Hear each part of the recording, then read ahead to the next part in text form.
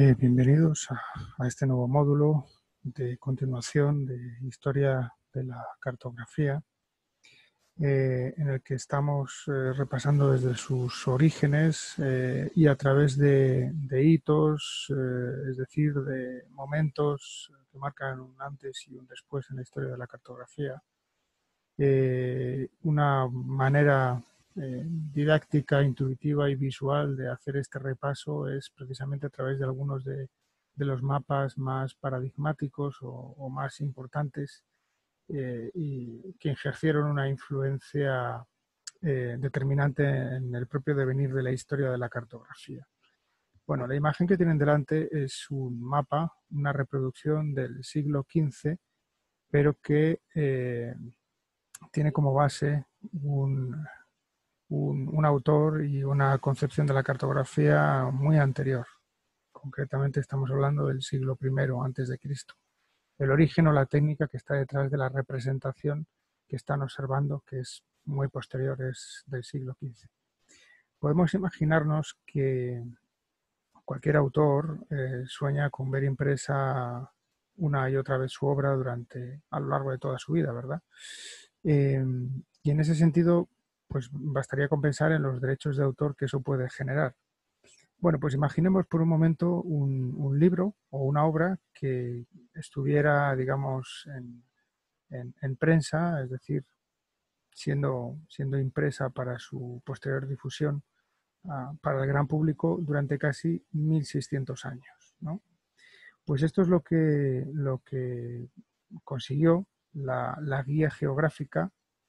En griego sería Geographicae Iphygesis, en griego, que fue escrita entre los años 127 y 155 por Ptolomeo, que fue un astrónomo y geógrafo griego de origen egipcio. Para situarnos y ponerlo un poco en contexto, hay que tener en cuenta que la Biblioteca de Alejandría, de la que fue director y en la que trabajó durante muchos años, pertenecía a lo que sería la Magna Grecia, ¿no? El hecho es que, bueno, Claudio Ptolomeo nació en lo que actualmente sería el Estado de Egipto, que, insisto, en aquel momento era Grecia, hacia el año 90, a orillas de lo que sería el Nilo actualmente. No se sabe prácticamente nada de su vida, por más que muchos nos hemos interesado por conocer, contextualizar su periodo histórico, sus vivencias, para comprender mejor sus técnicas y sus metodologías en cartografía.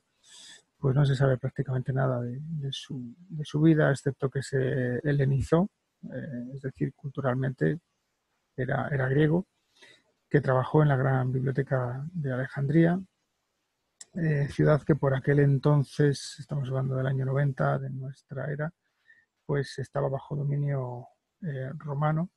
Allí elaboró su geografía, formada por 8 volúmenes. El volumen 1, que es el más difundido y conocido, incluye un mapamundi en el que ubica los lugares en términos de latitud y longitud. Es decir, es el primer, bueno, no es exactamente el primero, pero sí es el primero en utilizar los dos, los conceptos de latitud y de longitud, que en realidad no es una invención suya, sino que recoge todo un acervo cultural histórico, se inspira en el trabajo de escritores griegos anteriores, como Eratóstenes de Cirene.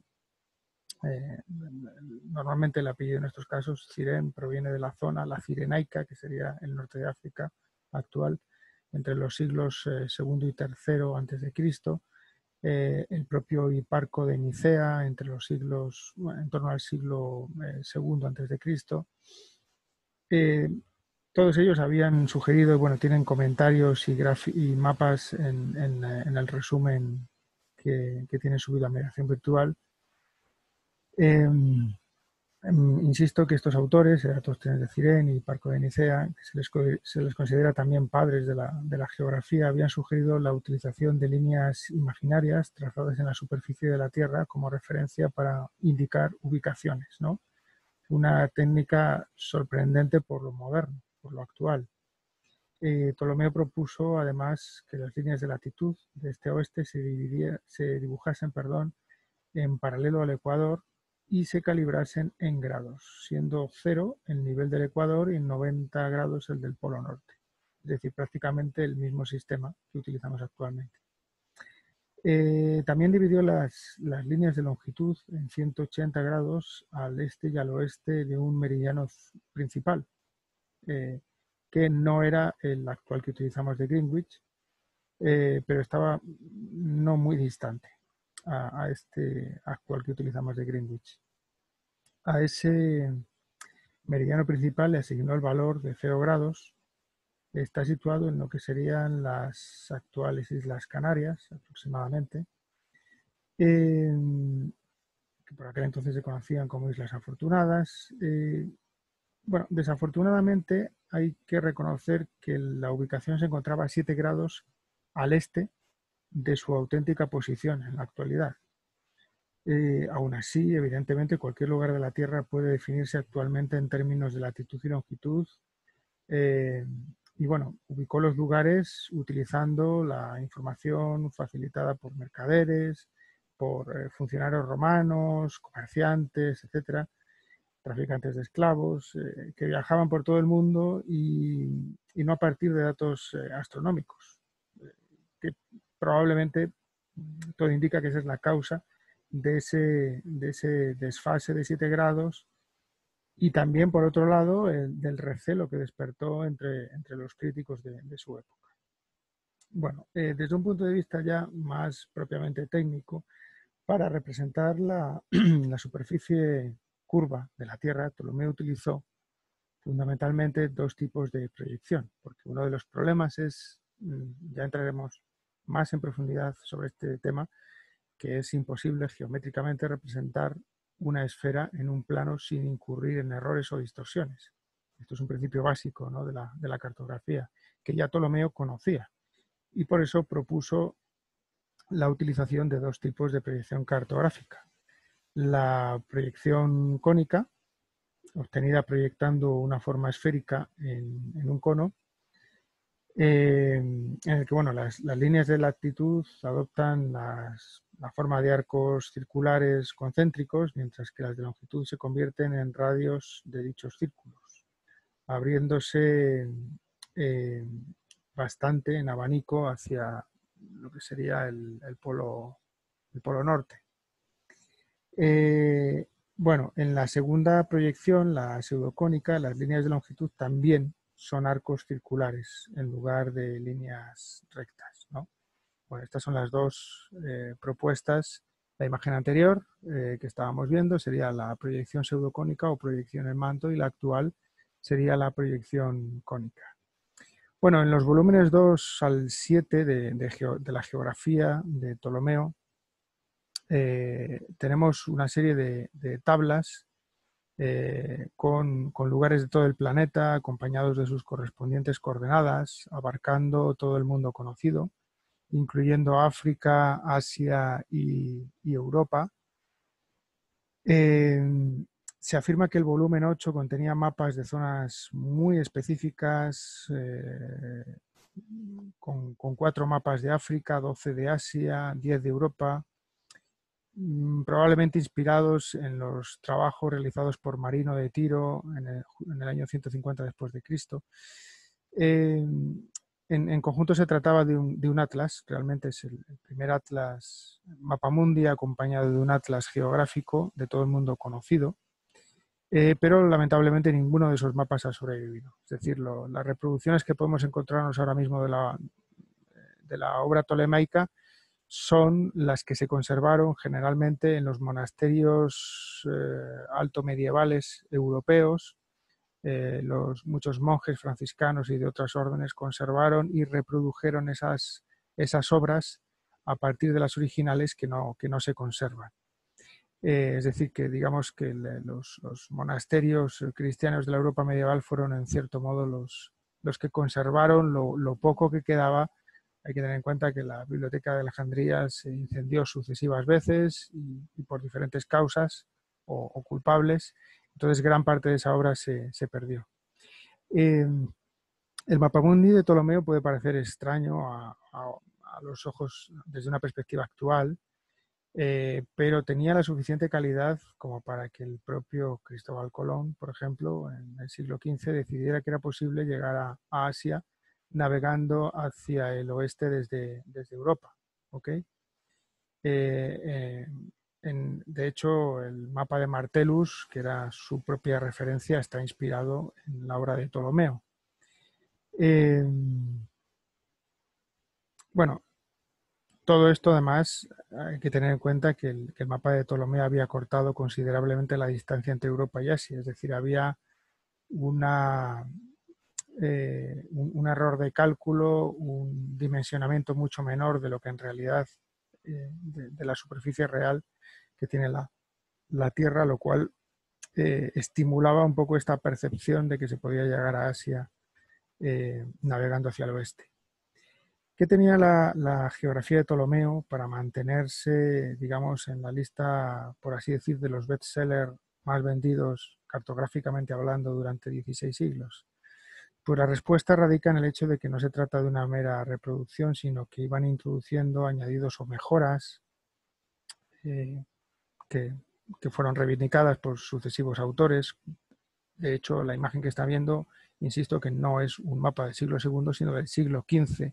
Es decir, lo que está observando es la técnica o la proyección pseudocónica, que es una técnica específica de Ptolomeo, pero aplicado a un mapa cuyo conocimiento geográfico, los elementos geográficos que estén incorporados son producto del conocimiento del siglo XV, no del siglo II.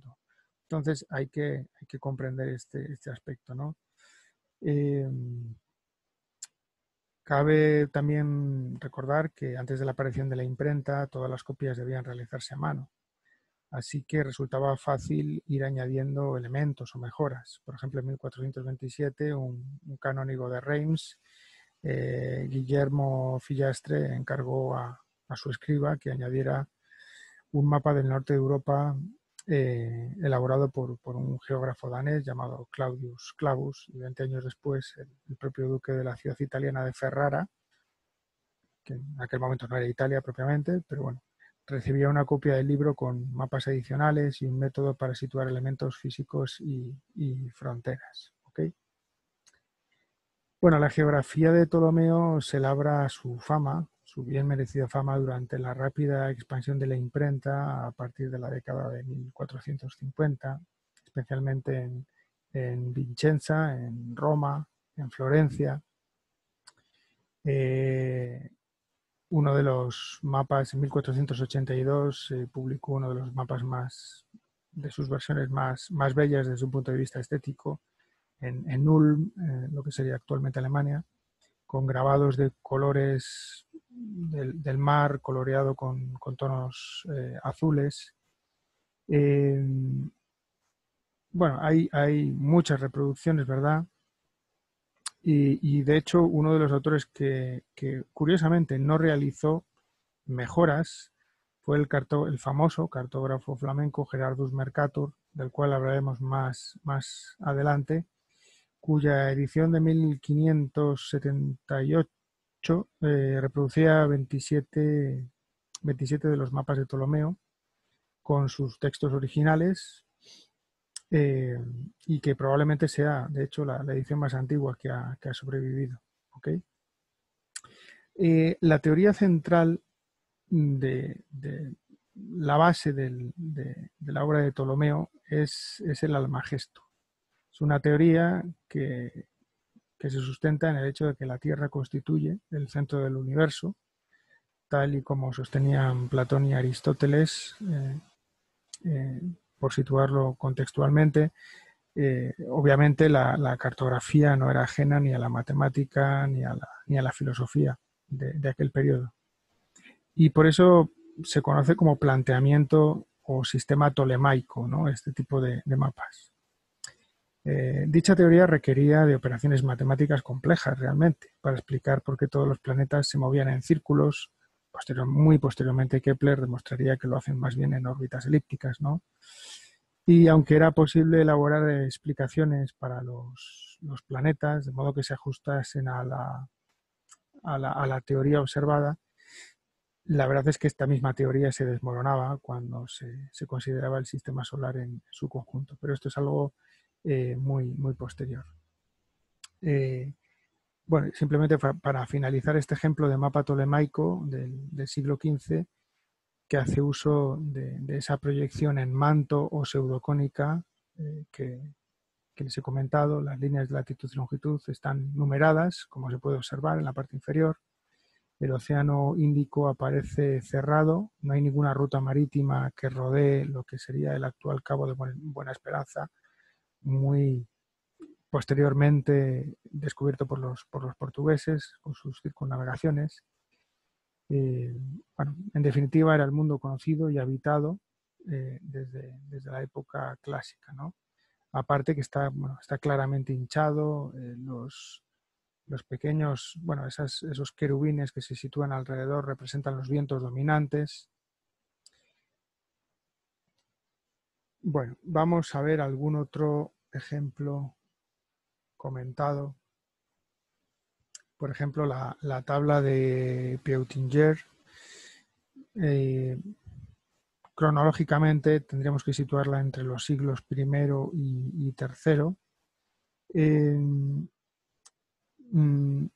No es el mapa más antiguo, ni el más detallado, ni el más preciso. Esta tábula o tabla de Peutinger, pero sí es uno de los más largos y lo van a poder observar en el documental relacionado con todo esto que estamos viendo, en el documental de La otra cara de los mapas, donde comentan la cartografía romana. Es un rollo de pergamino de casi 7 metros de largo. Es más bien un mapa de viaje que indica puntos destacados y distancia entre las principales rutas que parten o que terminan en Roma. Es decir, bueno, es el equivalente a lo que sería un mapa de carreteras actualmente. El original se confecciona en la segunda mitad del siglo I a.C. por un equipo dirigido por el general y estadista romano Marco Agripa, entre el 63 y el 12 a.C. Recogía las principales vías del Imperio Romano que nacían en Gran Bretaña y España al oeste, cruzaban Europa y Oriente Próximo y llegaban hasta la India, es decir, más allá de los confines del propio Imperio Romano. Bueno, los autores tallaron el mapa definitivo, que situaba a la ciudad de Roma en el centro, algo común como hemos podido observar en la historia de la cartografía. Cada cultura suele situar su propio centro del mundo. El propio mapa fue objeto de copias, se realizaron copias y actualizaciones a lo largo del tiempo, y en el siglo III un monje de Colmar, en lo que sería actualmente Alsacia, en el norte de Francia, realizó una copia en 12 hojas de pergamino. ¿Okay? Bueno, el mapa fue dibujado originalmente en 12 hojas, 11 de las cuales se han conservado hasta la actualidad en la Biblioteca de Viena. En el mapa los caminos se representan como líneas más o menos rectas que cruzan la hoja de un extremo a otro, uniendo ciudades, con los topónimos, es decir, con los nombres. Es un mapa que no está exactamente dibujado a escala, es decir, la distancia entre las ciudades se identificaba o se indica a los lados de las vías, de manera que cuando, de acuerdo a la escala, se representaban 25 kilómetros con la misma longitud que 5, pues obviamente hay un cierto error, ¿no? Aunque, bueno, esto difiere un poco con la teoría del propio Jerry Broton, que dice que sí está hecho a escala, o hay un intento de generar algo parecido a lo que es una escala. Junto a las vías también se indican los monumentos más destacados, que son, bueno, constituyen importantes puntos de referencia para el viajero: castillos, iglesias, faros, torres, incluso arboledas, bosques, tienen su propio símbolo característico, es decir, hay un primer intento de estandarización de la simbología en cartografía, algo que es clave, para que podamos considerarlo como un mapa y no como una mera representación pictórica sin valor cartográfico. De hecho, las ciudades se representan como conjuntos de edificios. Eh, una de las rutas más utilizadas es la vía Francigena, que aparece en la imagen, la principal arteria de comunicación entre lo que sería la Europa central e Italia, recorrida cada año por miles de peregrinos que iban y venían de la ciudad de Roma. Un estudio reciente sugiere o ha permitido comprobar que algunas de las distancias del mapa, de esta tábula o mapa de Peutinger, eh, son esencialmente correctas, a pesar de que otros autores decían que no estaba hecho a escala. Esta copia se elaboró, la que están viendo, en su mayor parte en el siglo IV, aunque fue objeto de modificaciones hasta el siglo XVI. Y el eje dominante va de este a oeste, como era costumbre en la antigua civilización occidental mediterránea. Bueno, poco a poco nos vamos introduciendo cronológicamente en lo que sería la Edad Media, y desde un punto de vista cartográfico, bueno, tenemos que resaltar como logros en cartografía la cultura islámica, y en concreto un autor que es Al-Idrisi. Gran parte del conocimiento cartográfico que se generó en el mundo clásico y que en parte se perdió por la descomposición del Imperio Romano en occidental y oriental, y posteriormente, bueno, pues por la caída de Constantinopla, etcétera. Bueno, gran parte de la conservación de todo ese conocimiento del mundo clásico ha sobrevivido gracias a los esfuerzos realizados por eruditos islámicos en la Baja Edad Media, ¿no? Bueno, tenemos al filósofo y médico persa Avicena entre los siglos X y XI, el filósofo del siglo XII Averroes, casi todos radicados geográficamente en lo que sería la Hispania musulmana, que básicamente lo que hicieron fue dar a conocer todos los escritos de Aristóteles y de Platón a sus coetáneos cristianos, es decir, a sus equivalentes en el mundo cristiano de la misma época. Los eruditos árabes además desempeñaron una función esencial en la transmisión de los trabajos cartográficos del propio Ptolomeo, ¿no? Entonces hay que contextualizar un poco al autor de esta imagen que están observando, Al-Idrisi, que nació en la ciudad de Ceuta, la ciudad actualmente española en el norte de África, en el año 1100, si no recuerdo mal. Se fue a estudiar a la ciudad de Córdoba, en lo que sería Al-Ándalus, sur de España, actual Andalucía, que por aquel momento era la universidad que más conocimiento generaba a nivel mundial, con mayor población estudiante y con una difusión de conocimiento que no encontraba competencia en aquel momento. Muy pronto comenzó este autor a emprender una serie de viajes por el norte de Europa, por el norte de África, Asia Menor. Estos viajes duraron unos 15 años y son la base práctica para la posterior realización de sus mapas y escritos teóricos.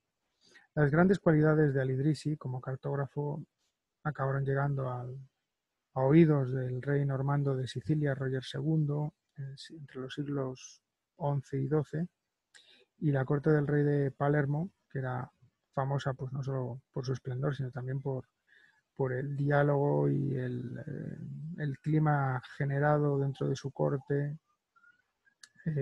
entre eruditos cristianos y musulmanes, ¿no? Entonces, bueno, realmente el rey normando Roger II estaba especialmente interesado en la cartografía como instrumento de poder y de gestión, ¿no? desde un punto de vista político. Entonces, encargó una serie de obras a este cartógrafo, a Al-Idrisi. La más importante de todas es el globo terráqueo dividido en secciones con la información geográfica más actualizada que se disponía en aquel momento. Estaba grabada sobre la superficie de una bola de plata de unos 400 kilos de peso. No ha llegado hasta nuestros días, no se conserva esa obra que mostraba los 7 continentes, incluía detalles, por ejemplo, ríos, lagos, ciudades, rutas comerciales. Lo que sí se ha conservado es, bueno, el globo venía acompañado de un compendio de información escrita en papel, con explicaciones de los diferentes países del mundo, su religión, cultura, costumbres, con una perspectiva muy práctica, muy pragmática, ¿no? Y gracias a este documento se tuvo conciencia de la existencia de ese primer globo, ¿no?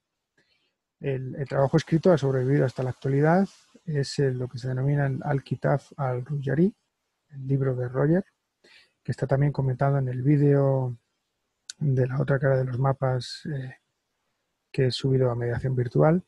Lógicamente, esta obra, la tabula rogeriana, incluía 70 mapas de diferentes regiones. Bueno, también incurría en algunas imprecisiones, pues en cierto modo inevitables, ¿no? Como grandes islas diseminadas por el Océano Atlántico, sin indicar, muy similares unas a otras. La representación de Escandinavia como una isla, si se fijan, en realidad el mapa lo he girado porque estaba orientado al sur. Es decir, si observan en las letras de los bordes de la imagen, el mapa en realidad es más o menos descifrable gracias a que le damos la vuelta, si no sería completamente algo abstracto y muy difícil de interpretar, ¿no? Entonces, bueno, entre los fallos está, como digo, Escandinavia representada como una isla. Eh,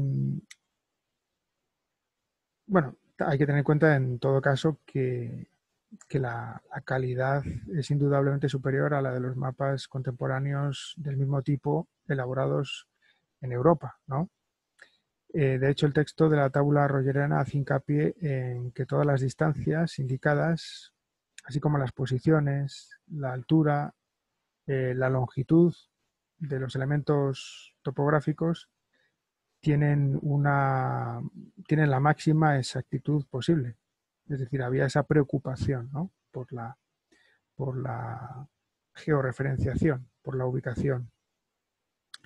Y se basan en pues en una recogida muy meticulosa de datos recolectados personalmente y por otros viajeros, ¿no? En su gran mayoría musulmanes. Bueno, la influencia de Ptolomeo es determinante, ¿no? Los trabajos de Ptolomeo, se habían traducido al árabe en el siglo IX. Entonces, pues en cierto modo tenemos una continuidad con la obra de Ptolomeo, con la obra y el conocimiento greco-latino clásico hacia lo que es la Edad Media, ¿no? Este mapa mundi de Al-Idrisi del 1154 supera claramente, pues, a otros mapas cristianos de la época por el uso de paralelos curvos, que es muy interesante y que se pueden observar ahí. Esto está basado en los periploi, que son instrucciones de navegación de los antiguos griegos y que, lógicamente, ese conocimiento pasó con facilidad porque geográficamente compartían el Mediterráneo, ¿verdad? Eh, bueno, la verdad es que si se compara eh, con, con los mapas cristianos de la época, las diferencias son enormes, ¿verdad? Eh, bueno, este es un mapamundi más o menos contemporáneo al anterior, el mapamundi del Beato de Liébana, en el norte de España. Digamos, en la península ibérica tenemos los dos ejemplos en aquel momento de los dos tipos de cartografía que se desarrollaban. Durante el periodo medieval, los conocidos como beatos eran libros en los que se recogían comentarios acerca del libro del Apocalipsis de San Juan. Fueron muy populares y bueno, este tipo de obras venían acompañadas en ocasiones de representaciones cartográficas, ¿no? En concreto, la conocida, la conocida obra del Beato de Liébana tiene su origen en un monje de origen mozárabe que desarrolló su actividad en un monasterio de una zona montañosa del norte de España. Y bueno, ahí podemos ver la concepción cristiana, ¿no? Del mundo. Mm, lo que ha llegado hasta nuestros días no es el mapa original, sino una reproducción de la Alta Edad Media. No trata de ser, este tipo de mapas no tratan de ser una representación fidedigna del mundo, sino que más bien lo que pretenden representar son los territorios por los cuales se diseminaron los apóstoles. ¿Ok? De hecho, el autor se ha basado en las Sagradas Escrituras para realizar el mapa. ¿Ok? Entonces tenemos un ejemplo de lo que sería más que una cartografía, una cosmografía. El autor se basa en las Sagradas Escrituras para realizar el mapa, en escritos como los de San Isidoro de Sevilla y en parte también, aunque de forma secundaria, residual, en la obra del propio Ptolomeo. Entonces, bueno, lo que observamos es un mapamundi que representa la Tierra terrestre, la superficie terrestre, perdón, de forma plana, rodeado por dos grandes masas de agua y cubiertos por una bóveda celeste en la que se movía el Sol, la Luna y otros cuerpos celestes.